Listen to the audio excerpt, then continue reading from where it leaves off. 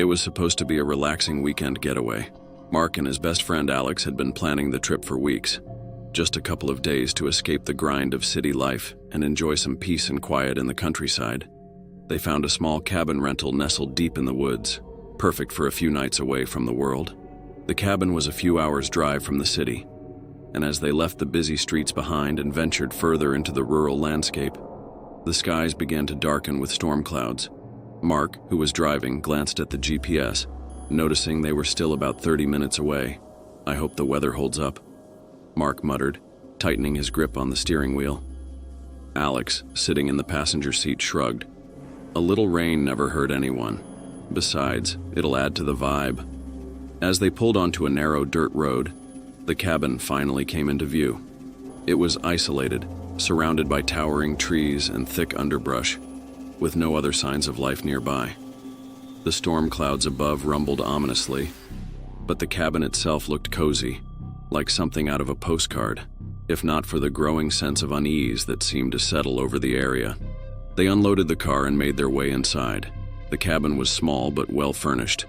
A wood-burning stove, a couple of couches, a kitchenette, and 2 small bedrooms.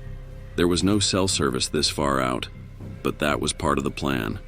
Disconnect for a while, enjoy nature, and maybe crack open a few beers.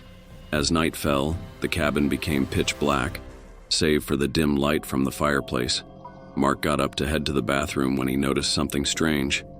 A set of muddy footprints leading from the door toward the living room.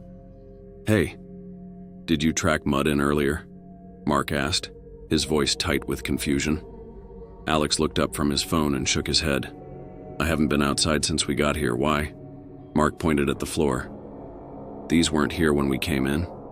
Alex stood up, joining him by the door. They both stared at the footprints, clearly fresh, leading directly from the front door to where they were sitting. A chill ran down Mark's spine. The door had been locked since they arrived, and neither of them had gone outside. A loud crash from outside made them both jump. It sounded like something had slammed against the cabin hard enough to shake the walls. They rushed to the window, but with the rain and darkness, they couldn't see anything clearly beyond the porch. "Did you see that?" Alex whispered, his breath fogging the glass as he leaned closer to the window. "See what?" Mark asked, heart pounding in his chest. Alex stepped back, his face pale. "I swear I saw someone just standing there by the tree line." Mark grabbed the flashlight from his backpack and cautiously opened the door. The beam cut through the rain, but there was nothing there. The muddy ground was slick and waterlogged, and the trees swayed violently in the wind. "You're imagining things," Mark said, though his voice was unsteady. They locked the door again and double-checked the windows.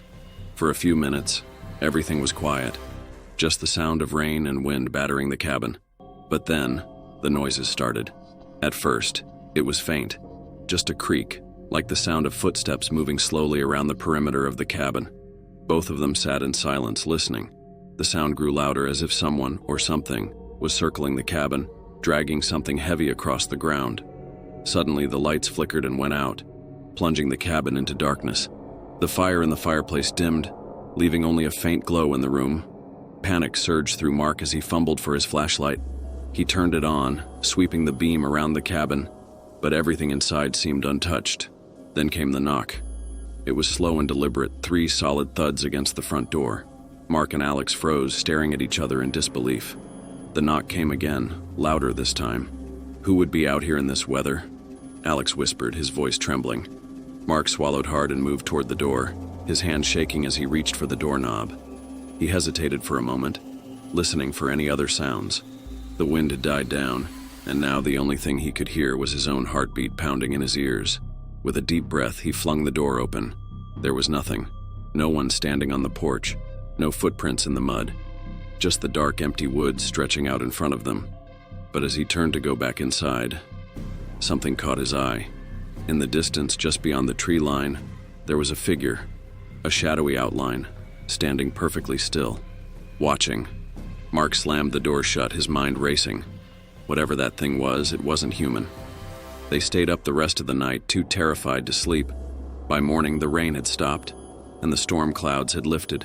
They packed up and left the cabin without a word, driving back to the city in silence. To this day, they never talk about what happened that night. and neither of them has gone back to that cabin since. What do you think they saw in the woods?